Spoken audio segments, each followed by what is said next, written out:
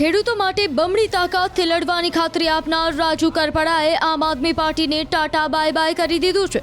બોટાદના કડદાકાંડ મુદ્દે થયેલી હિંસા બાદ 108 દિવસનો જેલવાસ ભોગવ્યા બાદ જામીન પર છૂટેલા કરપડાએ આમ આદમી પાર્ટીના કિસાન સંગઠનના પ્રદેશ પ્રમુખ સહિત પાર્ટીના તમામ હોદ્દા પરથી રાજીનામું આપવાની જાહેરાત સોશિયલ મીડિયા પર કરી છે। કરપડાનું રાજીનામું ન માત્ર સ્થાનિક સ્વરાજ્યની ચૂંટણી પરંતુ વિધાનસભા ચૂંટણી પહેલા આપને મોટો ફટકો છે। વ્યક્તિગત કારણોસર રાજીનામું આપવાનો ઉલ્લેખ કરતા રાજુ કરપડાએ લખ્યું છે કે જય કિસાન સાથીઓ, દોસ્તો, આજે આમ આદમી પાર્ટીના તમામ પદ પરથી રાજીનામું આપી રહ્યો છું। મારો નિર્ણય જરૂર તમને ચોંકાવશે। પાર્ટીને મજબૂત બનાવવા માટે મેં પરિવારથી વિશેષ મહત્વ અને સમય આપ્યો છે, પરંતુ કુદરતે અહીંયા સુધીનો જ સાથ લખેલો છે। મારા દ્વારા ક્યારેક કોઈની લાગણીને ઠેસ પહોંચી હોય તો ક્ષમા ચાહું છું। આમ આદમી પાર્ટીના રાષ્ટ્રીય નેતૃત્વ તેમજ પ્રદેશ નેતૃત્વ સાથે જ મારા તમામ સાથીઓ અને ખેડૂતોનો મને પ્રેમ આપવા બદલ હૃદયથી આભાર માનું છું। કરપડાના રાજીનામા બાદ ઈસુદાન ગઢવી સહિતના આપના નેતાઓએ આશંકા વ્યક્ત કરી છે કે રાજુભાઈ પર ભાજપ દ્વારા દબાણ લાવવામાં આવ્યું છે। ખેડૂત નેતા રાજુભાઈ કરપડાનું મને વોટ્સઅપ પર રાજીનામું મળ્યું છે। મારે વાતથી નથી, પરંતુ એટલું ચોક્કસ કહીશ કે રાજુ કરપડાએ હળદરથી લઈ અને જે મુદ્દાઓ ખેડૂતોને ઉઠાવ્યા, હળદરમાં એક ખેડૂતોને ઉમ્મીદ પણ જાગી। રાજુ કરપડા, પ્રવીણ રામ અને 86 જેટલા લોકો ઉપર ભાજપે અત્યાચાર કર્યો, ભાજપે ખોટા કેસો કર્યા, ભાજપે ડરાવવાની કોશિશ કરી, ભાજપે ખેડૂતો ઉપર પણ માર માર્યો અને ત્યાર પછી પણ આ ખેડૂતોમાં અને ખેડૂત નેતાઓમાં જોમ અને જુસ્સો રહ્યો। એમણે ખૂબ મહેનત કરી છે ખેડૂતોને લઈને।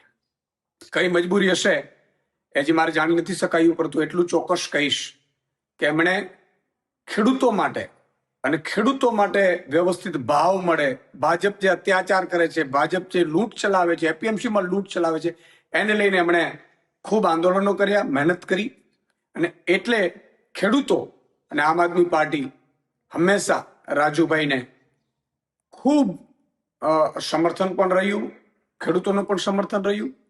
અને આમ આદમી પાર્ટીએ પણ તમે જોયું હશે કે હળદર કાંડ પછી ભગવત માનજી અને અરવિંદ કેજરીવાલ સાહેબ સુદામડામાં સભા કરી, ખેડૂતો લગભગ 50,000થી વધુ ખેડૂતો એકઠા થયા। ભાજપ એટલું ડરી ગયું હળદર કાંડ પછી અને સુદામડામાં સભા થઈ એટલે 10,000 કરોડનું પેકેજ આમ આદમી પાર્ટીના લડવૈયા યોદ્ધાઓના કારણે મળ્યું। પ્રવીણ રામ હોય, રમેશ મેરો, તમામ લોકો। અને એનાથી પણ આગળ જતા આમ આદમી પાર્ટીએ તમામ જિલ્લાઓ મતલબ ઝોનમાં 7 થી 9 ઝોન અમે લગભગ કિસાન મહાપંચાયતો કરી, જેમાં પણ ખેડૂતો ખૂબ ઉપસ્થિત રહ્યા, ખેડૂતોએ ખૂબ સમર્થન કર્યું। અને આ નેતાઓ અને ખેડૂતોના સમર્થનમાં અમે સાઇન કેમ્પેન ચલાવ્યું અને 13,000 ગામોમાં નાની મોટી મિટિંગો કરી, ખેડૂત પંચાયત કરી, ન્યાય પંચાયત, અને લગભગ 80,000થી વધુ ખેડૂતોના આપણે સાઇન કેમ્પેન લઈ અને સમર્થન મેળવ્યું। અને એ અમારું ડેલિગેશન એ ત્યાં ગયું, મુખ્યમંત્રીશ્રીને માનનીયને મળ્યા। પણ એટલું ચોક્કસ કહેશું કે ખેડૂતોને આમ આદમી પાર્ટીને એના લીડરો ઉપર ખૂબ ઉમ્મીદ છે। અમે ખૂબ સંઘર્ષમાંથી ઊભા થયેલા છીએ। ભાજપ હંમેશા કોશિશ એવી કરતી હોય છે કે લીડરો તૂટી જાય, લીડરોને સામ દામ દંડ ભેદ કરીને હેરાન કરવાની કોશિશ કરવામાં આવે। રાજુભાઈ સાથે સુધી મને હજી ખબર નથી, મારી વાત નથી થઈ, એટલે હમણાં 2 દિવસ પહેલા જ મારા ઘરે કાર્યક્રમમાં આવ્યા હતા। મેં લગભગ તમામ ખેડૂતો અને ખેડૂત નેતાઓનું અહીંયા 10-12 હજાર લોકોની વચ્ચે સન્માન પણ કર્યું હતું, યોદ્ધાઓનું। ખેડૂતો પણ ઉપસ્થિત રહ્યા હતા અને ખેડૂતોને પણ ખૂબ મોટી ઉમ્મીદ છે આમ આદમી પાર્ટીને એના નેતાઓ ઉપર, એના સંઘર્ષ ઉપર। એટલે કોઈ મજબૂરી રહી ખબર નથી, પરંતુ ભાજપ હંમેશા કોશિશ આવું કરતું રહ્યું છે।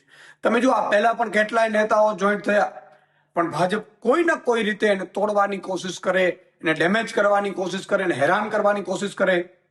જેલમાં પણ અત્યાચાર આ ખેડૂત નેતાઓ ઉપર કરવાનું ભાજપ ચૂક્યું નહોતું। મેં જે રીતે જેલમાંથી આવ્યા પછી બધા જે આગેવાનો મળ્યા છે, ખૂબ અત્યાચાર કર્યા છે। યાર, એ લોકોનું વાંક શું હતું? અને હજી પણ કેસોના દબાણો આન તેન, એટલે મને લાગે છે કે ભાજપ છે એ કોશિશો આવી કરતી રહેશે, પરંતુ આમ આદમી પાર્ટીને એનો એક એક નેતા અને એક એક સંઘર્ષશીલ ખેડૂત એ હંમેશા પોતાના સત્ય માટે લડતો રહેશે।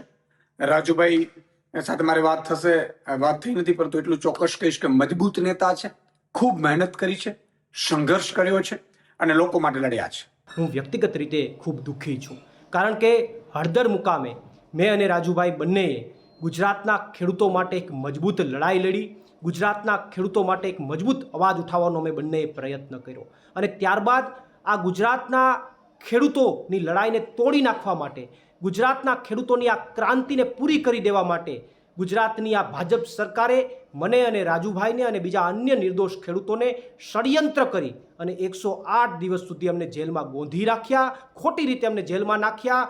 જેલમાં પણ આ ભાજપની સરકારે અમને યાતનાઓ આપવામાં કંઈ બાકી ન રાખ્યું, અમને હેરાન કરવામાં કંઈ બાકી ન રાખ્યા, અમારી ઉપર પ્રેશર બનાવવામાં પણ આ ભાજપની સરકારે કંઈ બાકી ન રાખ્યું. અને એટલા માટે મને શંકા છે કે બીજેપીની આ પ્રેશર ટેકનિકના કારણે ક્યાંક અને ક્યાંક રાજુભાઈએ રાજીનામું આપ્યું હોય એવી મને શંકા છે. પરંતુ હજુ પણ અમારા પાર્ટીના તમામ નેતાઓ અને મારે પણ રાજુભાઈ કરપડા સાથે વાત થઈ નથી. અમે એમની સાથે જ્યારે વાત કરીશું ત્યારે અમને ચોક્કસથી યોગ્ય કારણ જાણવા મળશે અને જ્યારે યોગ્ય કારણ જાણવા મળશે ત્યારે ચોક્કસથી અમે ગુજરાતની જનતા સામે એ યોગ્ય કારણ મૂકીશું.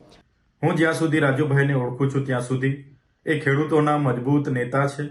આમ આદમી પાર્ટીમાં રહીને ખેડૂતોના ન્યાય માટે અનેક લડતો એમણે લડી છે. એમાંની એક લડત બોટાદ કડદા પ્રથા નાબૂદ કરવા માટે એમણે હળદરમાં આંદોલન કર્યું. એ દરમિયાન એમને 100 દિવસથી પણ વધારે જેલમાં પણ રહેવું પડ્યું. ત્યારે આ ભાજપ સરકારની નીતિ રહી છે કોઈ પણ વિપક્ષના નેતાને ડરાવવાનું, ધમકાવવાનું, દબાવીને કઈ રીતના એમના તરફે લઈ જવું, કઈ રીતના આંદોલનને દબાવી દેવું, આંદોલનને તોડી દેવું, એ જ નીતિનો ઉપયોગ એમણે આ વખતે રાજુભાઈ કરપડા પર પણ કર્યો છે. જેના વશ થઈને રાજુભાઈ કરપડાએ રાજીનામું ધર્યું હશે એવું મને લાગી રહ્યું છે. જે પ્રકારે આમ આદમી પાર્ટીએ પૂરા ગુજરાતમાં ખેડૂતોની સાથે રહીને જે લડત આખી ઊભી કરી છે, એ લડત આજે પણ આમ આદમી પાર્ટી લડે છે અને આવનારા દિવસોમાં પણ લડવા માટે આમ આદમી પાર્ટી કટિબદ્ધ છે. ચર્ચા એવી શરૂ થઈ છે કે રાજુ કરપડાને 10 વર્ષ જૂના એક કેસમાં જો હાઈકોર્ટમાંથી રાહત ન મળે તો જેલવાસ ભોગવવો પડે એમ છે અને જો જેલમાં જાય તો રાજુ કરપડા ચૂંટણી પણ ન લડી શકે. એવામાં ભાજપના દબાણમાં આવીને તેમણે આમ આદમી પાર્ટી છોડી છે. જો કે આ પ્રકારના દાવા અને ચર્ચા અંગે કોઈ સત્તાવાર પુષ્ટિ થઈ નથી. આ દાવા સાચા છે કે ખોટા એ અંગે રાજુ કરપડા ખુદ ખુલાસો કરે ત્યારે જ હકીકત ખબર પડી શકે છે. ચર્ચા તો એવી પણ શરૂ થઈ છે કે પ્રવીણ રામ હવે શું કરશે.